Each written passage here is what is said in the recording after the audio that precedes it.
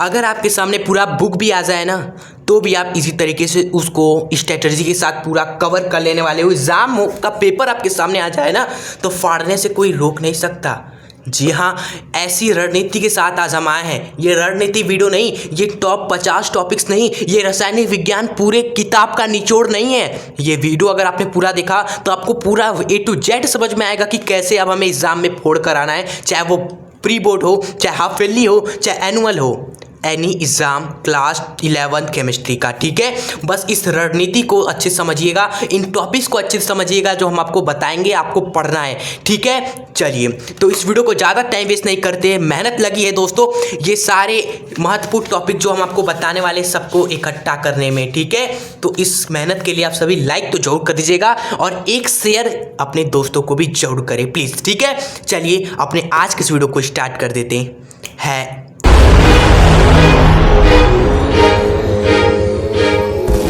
तो अब स्टूडेंट्स हम शुरुआत करेंगे और सबसे पहले जान लेंगे क्लास 11 केमिस्ट्री में कितने चैप्टर है जो हमें पढ़ने हैं। भाई पहले पता होना चाहिए कि खेलना क्या है। ठीक है, तो दोस्तों केमिस्ट्री में आप सभी जानते हो 11th में दो पार्ट होता है केमिस्ट्री का क्लास 11th में। पार्ट नंबर 1 में दोस्तों आपके 6 चैप्टर है। ठीक है, कौन कौन से 6 चैप्टर है? पहला है रासायनिक विज्ञान की कुछ मूल अवधारणाएं, दूसरा परमाणु संरचना, तीसरा है तत्वों का वर्गीकरण एवं गुणधर्म में आवर्तिता, चौथा है रासायनिक आबंध व आणविक संरचना, पांचवा है उष्मागतिकी और फाइनली छठवा है साम्यावस्था। 6 चैप्टर है, लेकिन जो आपका पार्ट 2 है ना, इसमें दोस्तों 3 ही चीजें हैं, 3 ही चैप्टर है एक तरीके से जो आपको पढ़ना है। पहला है अपचय योगचय अभिक्रिया जिसको रेडॉक्स अभिक्रिया बोलते हैं। ठीक है, जिसमें ऑक्सीकरण भी हो, अपचयन भी हो, समझ रहे हैं ना। एंड दूसरा है आपका है ये कार्बनिक रसायन, एंड तीसरा है हाइड्रोकार्बन्स। ठीक है, कुछ सेलेक्टिव टॉपिक्स ही हमें पढ़ना होता है इस चैप्टर्स में, पूरा चैप्टर हमें नहीं निचोड़ना होता एग्जाम के लिए। वही हम आपको इस वीडियो में निचोड़ बताने वाले हैं जिससे सवाल एग्जाम में फंसते हैं, और आपको बताएंगे कि एग्जाम से पहले कैसे कैसे सबको पढ़ना है, कहाँ से पढ़ना है, ये भी बताएंगे। ठीक है, चलिए शुरू करते हैं। तो पहला चैप्टर से शुरू करेंगे और वीडियो इन तक दिखिएगा, हर एक चैप्टर को हम निचोड़ेंगे। ठीक है, पार्ट वाइज पार्ट। पहला चैप्टर है हमारा रासायनिक विज्ञान की मूल अवधारणाएं। ठीक है, इसमें दोस्तों आपको सबसे पहले तो रासायनिक संयोजन के नियम जो है ना वो पढ़ लेने। रासायनिक संयोजन के देखा जाए तो 5 नियम है ना, 5 नियम, तो आप अच्छे से उसको पढ़ लीजिएगा। ठीक है, और आपके लिए एक हम करते हैं दोस्तों आसान काम। कई लोग होंगे जिनका एग्ज़ाम तो कुछ ही दिनों बाद होगा या कल ही एग्ज़ाम होगा, तो जो इम्पोर्टेंट टॉपिक हो गए ना, इस 50 में से भी जो इम्पोर्टेंट टॉपिक है सबसे ज़्यादा, उसको दोस्तों हम इस तरीके से टिक कर देंगे। ठीक है, टिक कर देंगे तो आप समझ जाइए कि हाँ ये टॉपिक हमें पहले ही पढ़ना है सबसे पहले।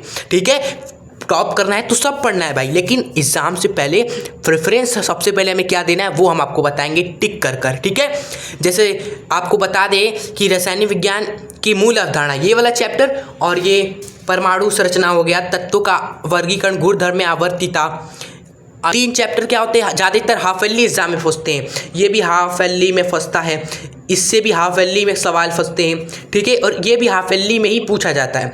तो आप खुद डिसाइड कर ले कि आपके एग्जाम में कौन सा चैप्टर आने वाला है।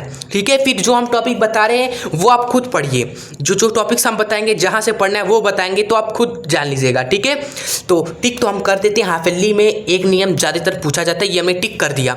अब मोल कॉन्सेप्ट हो गया, मोल कॉन्सेप्ट में ज़्यादा कुछ नहीं है, कोई थ्योरी थोड़ी ना इसमें केवल आपको देखना है कि नंबर्स ऑफ मोल कैसे निकाला जाता है, मोलों की संख्या कैसे निकाली जाती है। ठीक है, और इस पे सवाल प्रैक्टिस कर लेना है। टिक कर दिया, ये भी इंपॉर्टेंट है पढ़ना।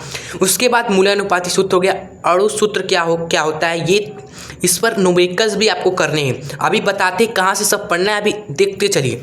उसके बाद चौथा है सीमांत अभिकर्मक क्या है, ये थ्योरी इसका आपको पढ़ लेना है, 1-2 नंबर में पूछा जाता है।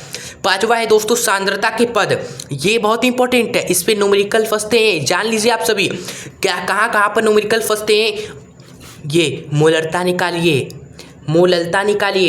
एवं मोल अंश, ये 3 जो आपको पढ़ना ही है, मोलरता एवं मोल अंश निकालना। ठीक है, नॉर्मलता बाद में पढ़ लीजिएगा, कोई दिक्कत नहीं, लेकिन इन तीनों पर न्यूमेरिकल्स फंसते हैं एग्जाम में, और परिभाषा भी पूछता है कि मोलरता किसे कहते हैं, मोललता किसे कहते हैं, मोल अंश किसे कहते हैं, जरूर इसको कवर कर लीजिएगा। ठीक है, और बात करें कि सर जी कहाँ से कवर करें इसकी, तो ये तो आपको दोस्तों सिंपली हमारे चैनल पर ही सारे टॉपिक्स हमने कवर किए हैं।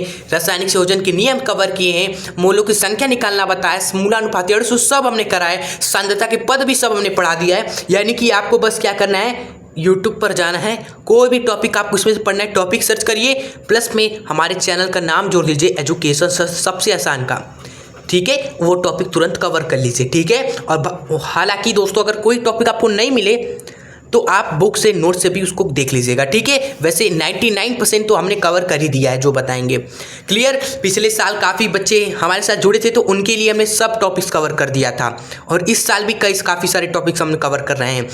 एंड अब हम देखिए बढ़ेंगे, देखिए हमारा 5 टॉपिक हुआ है इस चैप्टर में। अब दूसरा चैप्टर हम बढ़ चुके हैं परमाणु संरचना, क्लियर। परमाणु संरचना में हमें क्या पढ़ना है, देखिए परमाणु संरचना में आप ओपन करेंगे चैप्टर तो आपको पहले तो दिखेगा 4-5 परमाणु मॉडल, लेकिन आपको दोस्तों रदरफोर्ड और बोर का परमाणु मॉडल ही समझना है, ठीक है। उसके बाद 7वां नंबर पे आपको पढ़ना है, इसमें समस्थानिक किसे कहते हैं, समभारिक किसे कहते हैं, सम इलेक्ट्रॉनिक किसे कहते हैं, ठीक है।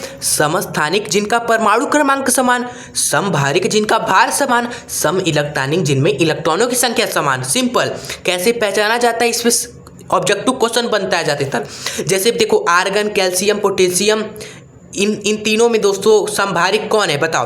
तो पोटेशियम का जो भार होता है दोस्तों वह 40 होता है, ठीक है। आर्गन का भार देखा जाए तो ये आपका 18 दूनी 36 इसका होता है, ठीक है। तो कैल्शियम का भी भार दोस्तों 40 होता है, यानी कि ये दोनों क्या है दोस्तों, कैल्शियम पोटेशियम और कैल्शियम सॉरी, इनका भार क्या है, समान है, ये समभारिक है, ठीक है। इस तरह ऑब्जेक्टिव क्वेश्चन फंसता है सम इलेक्ट्रॉनिक पर भी, आप खुद सॉल्व करके जाइएगा, ठीक है। तो चलिए अब हम आगे बढ़ते हैं और भी टॉपिक्स देखते हैं। परमाणु संरचना में 8वां टॉपिक है पॉली का नियम, हुंड का नियम, हाइजेनबर्ग की अनिश्चितता का सिद्धांत और डी ब्रोगली समीकरण, प्रकाश विद्युत प्रभाव। यानी कि 8वें नंबर पे आपको जैसे ही पहुंचोगे तो आपका क्या है दोस्तों, इस चैप्टर में जितने सारे नियम कानून है वो आपको स्पेशली पढ़ना है, ठीक है। और इसमें हम टिक करना चाहे सर जी क्या पढ़े, सबसे पहले देखो पॉली का नियम ज़्यादा पूछता है, हुंड का नियम बहुत इंपॉर्टेंट है, ठीक है। डी ब्रोगली समीकरण और हाइजेनबर्ग अनिश्चितता का सिद्धांत, प्रकाश विद्युत प्रवाह को छोड़कर सब इंपॉर्टेंट है, ठीक है। और स्टूडेंट्स आपके लिए बता दें, हमने सारा केमिस्ट्री क्लास 11 का नियम कानून का एक वीडियो बनाया था, 15 महत्वपूर्ण नियम कानून केमिस्ट्री क्लास 11 के, एक ही वीडियो में सब बताया है दोस्तों, जो यहाँ लिखा है, तो उसको देखेंगे सब खत्म हो जाएगा, ठीक है। चलिए 9th टॉपिक क्या है हमारा, सभी क्वांटम संख्याएं, NLMSA, मुख्य, द्विगुणित, चुंबकीय और चक्रण क्वांटम संख्या, ये चारों आपको पढ़ना है और ये हमने कवर भी कर रखा है। उसके बाद स्टूडेंट्स आएंगे हम 10वें टॉपिक पर, और उससे पहले बता दें इस पर न्यूमेरिकल भी पूछता है, ठीक है। जैसे आपको दे देगा कोई तत्व, एग्जाम्पल में हमने ले लिया स्टूडेंट्स, चलिए ये हमने ले लिया ऑक्सीजन, इसका पूछेगा अंतिम इलेक्ट्रॉन, यानी कि ऑक्सीजन में लास्ट इलेक्ट्रॉन का जो सारे क्वांटम संख्या है NLMS सब बताइए, ठीक है। तो ऐसे सवाल पूछता है, तो ये आप सीख लीजिएगा निकालना।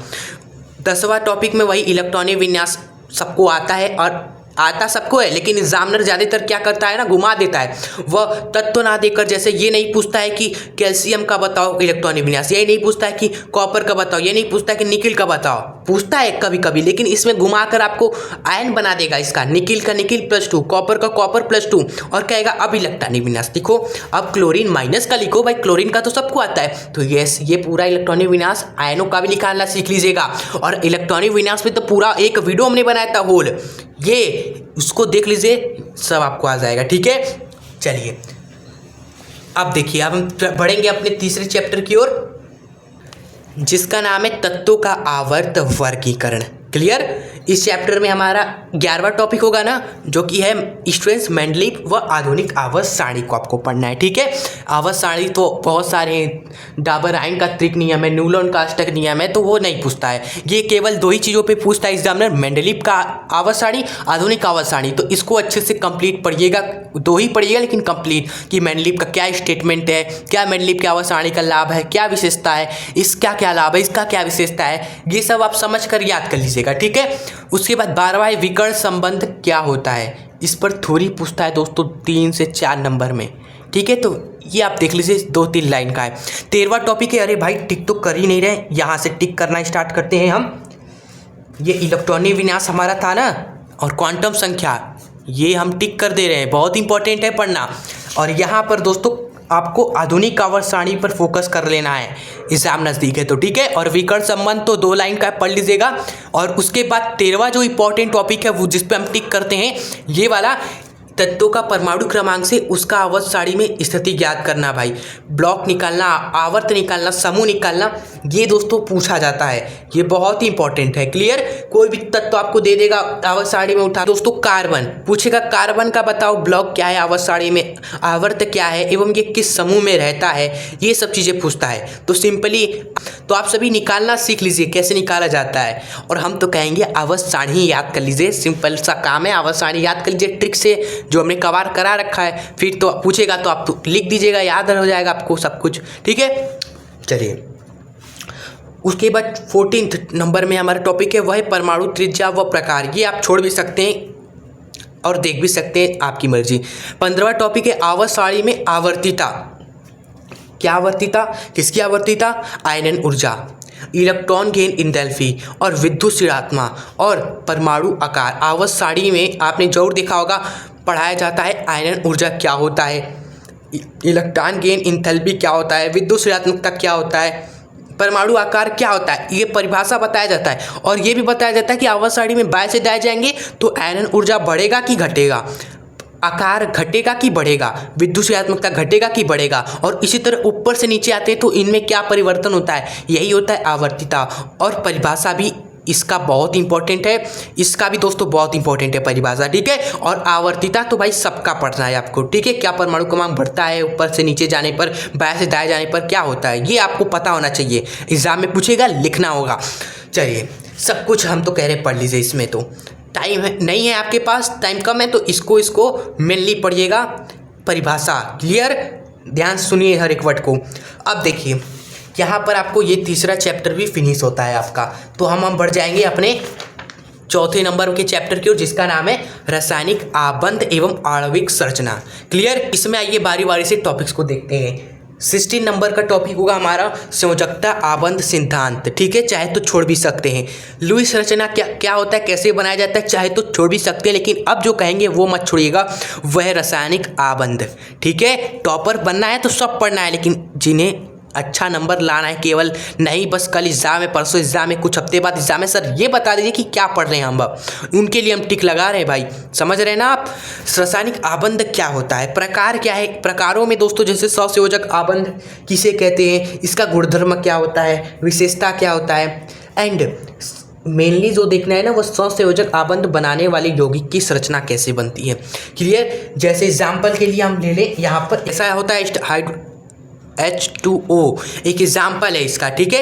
ये H2O जल हमारा क्या होता है, उदाहरण होता है सहसंयोजक आबंध का।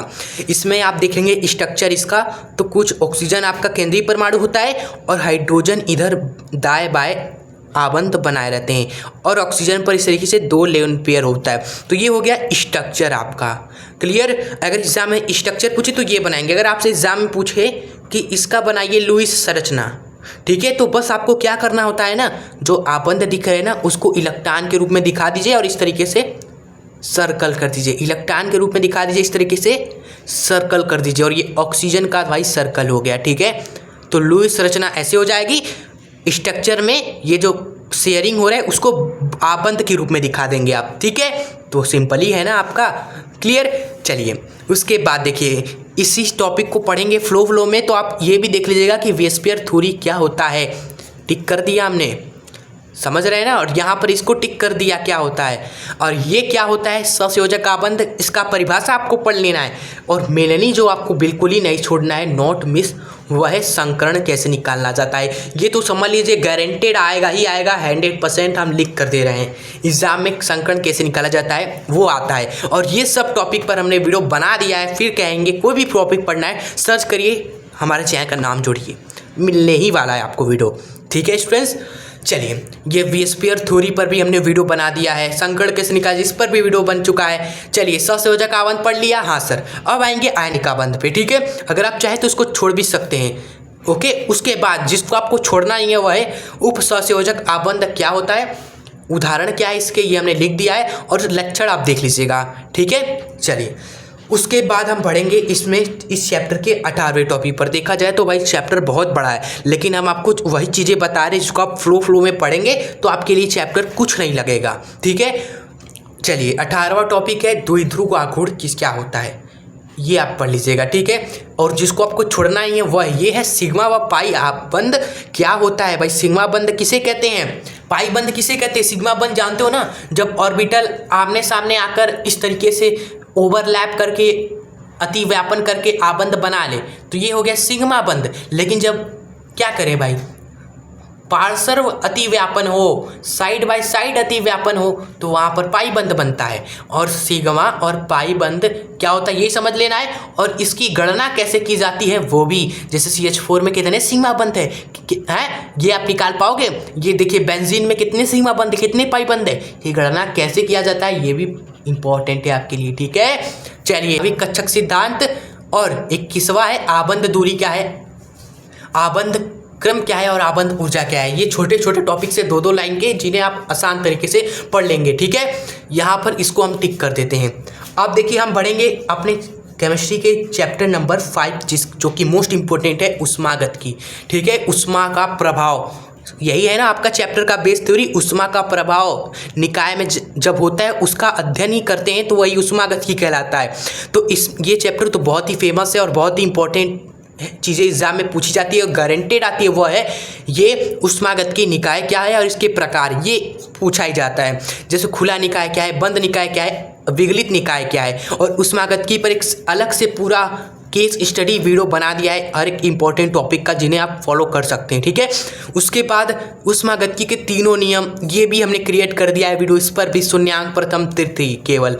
ओके, उसके बाद आंतरिक ऊर्जा किसे कहते हैं ये भी हमने उसी वीडियो में कवर किया है, सिंगल वीडियो में ऊष्मागतिकी के, ये भी इंपॉर्टेंट है, पूछा जाता है। और 25वां टॉपिक है विशिष्ट ऊष्मा किससे कहते हैं, क्लियर। और इंट्रोपी क्या होता है, गिब्स मुक्त ऊर्जा क्या होती है। ठीक है, ये सब छोटे छोटे टर्म है दो लाइन के, जिन्हें आप सर्च करके आसान तरीके से पढ़ लेंगे एग्जाम से पहले, क्लियर। और ऊष्मागतिकी में लास्ट में आपको बस देख लेना है न्यूमेरिकल कुछ प्रथम नियम पे। ये जो प्रथम नियम है ना, इस पर एक फॉर्मूला यहाँ पर आता है, एक फॉर्मूला आता है, उस पर न्यूमेरिकल पूछा जाता है, छोटे छोटे तुच्छ टाइप के, उसको आपको सॉल्व कर लेना है। उस पर एग्जाम में आपके न्यूमेरिकल फंस सकते हैं। और एक बात बता दें, यहाँ पर ऊष्मागतिकी से ये सब थ्योरी वगैरह सब ज़्यादातर आपके देख रहे हैं, जो आपका ईयरली एग्जाम होता है ना, उसी में ही ज़्यादातर पूछा जाता है इस चैप्टर से। ठीक है, तो यहाँ से जितने भी सारे सवाल फंसते हैं इस चैप्टर्स के बाद, वो सब ईयरली एग्जाम में आते हैं। बाकी पीछे तो हमने जो देखा वो तो हाफ ईयरली एग्जाम में खेला जाता है, क्लियर। तो हम अपने हिसाब से बता रहे, वैसे आप खुद पता कर ले कि आपके एग्जाम में आएगा कौन सा चैप्टर। हम पहुँच चुके हैं अपने चैप्टर नंबर 7 की ओर। यह 7 चैप्टर है क्लास 11th केमिस्ट्री का, और ये एक बहुत ही इंपॉर्टेंट और बहुत ही बड़ा चैप्टर है, लेकिन हम आपको मिनिमाइज करके वो बता रहे हैं जो एग्जाम में पूछता है। क्योंकि बड़ा चैप्टर कितना हो, लेकिन एग्जाम में कुछ फिक्स चीज़ें ही पूछता है, आप सभी जानते हैं। वो आपको बताते हैं ना, बताते कहाँ से पढ़ना है, डोंट वरी। देखते हैं, ये देखिए सबसे पहले है उत्क्रमणीय और अनुत्क्रमणीय अभिक्रिया, क्लियर, इसको पढ़िएगा, इंपॉर्टेंट है, पूछता है एग्जामिनर। उसके बाद है वेग स्थिरांक किसे कहते हैं, साम्यावस्था स्थिरांक के इक्विलिब्रियम, ये ज़्यादा पूछता है और कहता है कि के इक्विलिब्रियम क्या है, परिभाषा लिखिए। और के इक्विलिब्रियम कैसे लिखा जाता है, इसको कैसे लिखोगे, कोई भी अभिक्रिया देगा और इसके लिए पूछेगा कि साम्यावस्था स्थिरांक किसे कहते हैं ये बताइए, और इस अभिक्रिया का साम्यावस्था स्थिरांक लिखे भाई। ठीक है, न्यूमेरिकल भी पूछ दिया इसी में, तो लिखना आपको आना चाहिए ना, सीखना पड़ेगा ना, तो सीखिए ना। ये साम्यावस्था चैप्टर हमने एक 1 शॉट इसका बनाया है, इस चैप्टर का 1 शॉट बनाया है, क्लास 11 केमिस्ट्री साम्यावस्था 1 शॉट, 1 से 1.5 घंटे की वीडियो में सब कवर किया है, क्लियर। तो वो वीडियो आप देख सकते हैं। ओके, चलिए, और आपके लिए बता दें क्लास 11th केमिस्ट्री का एक प्लेलिस्ट भी है हमारा, उसमें आप देखोगे हर एक चीज़ें जो हम बता रहे हैं वो सब सीरीज़ में भी लगा है, तो वो वहाँ से भी जा सकते हो। लेकिन सीरीज़ में क्या है, आपको जो पढ़ना है, जो भी टॉपिक पढ़ना, आप सर्च करिए, चैनल का नाम जोड़िए, यही आसान हमको लग रहा तो वही हम बताएं आपको। उसके बाद देखेंगे हम सक्रिय द्रव्यमान क्या होता है, ये छोटा टॉपिक है, इसको देख सकते हैं। ये भी इंपॉर्टेंट, ये दोनों पूछा जा चुका है एग्जाम में, ये भी पूछा जा चुका है स्टूडेंट, तो ठीक हम कर रहे हैं तो उसको जरूर पढ़िएगा। ला शीतले का सिद्धांत ये भी पूछा जा चुका है कई बार, ये बहुत इंपॉर्टेंट है, इसको मिस मत न करिए। ओके, वीडियो से जरूर पढ़ लीजिए हमारे इस चैप्टर का जो 1 शॉट है उसमें। उसके बाद 36वां है प्रबल व दुर्बल विद्युत अपघट किसे कहते हैं भाई, बहुत ही आसान है। जो जल में पूरी तरीके से टूट जाए दोस्तों, वियोजित हो जाए, वह विद्युत अपघट प्रबल विद्युत अपघट कहलाता है। जो भाई थोड़े मोड़े टूटे, पूरी तरीके से नहीं टूटे, जल में वियोजित हो, वो दुर्बल विद्युत अपघट कहलाते हैं, सिंपल।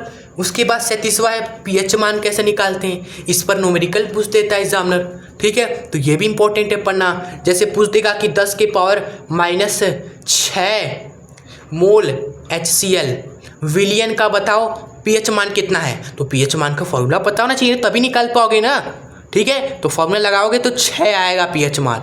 उसके बाद 38वां टॉपिक है ओस्टवाल्ड के तनुता का नियम क्या होता है भाई, 2 लाइन का ये नियम है और हमने कवर भी करा है वीडियो में 1 शॉट जो है, तो इसको भी आप देख लीजिएगा, इंपॉर्टेंट है, पूछा जा चुका है लास्ट शीतले की तरह।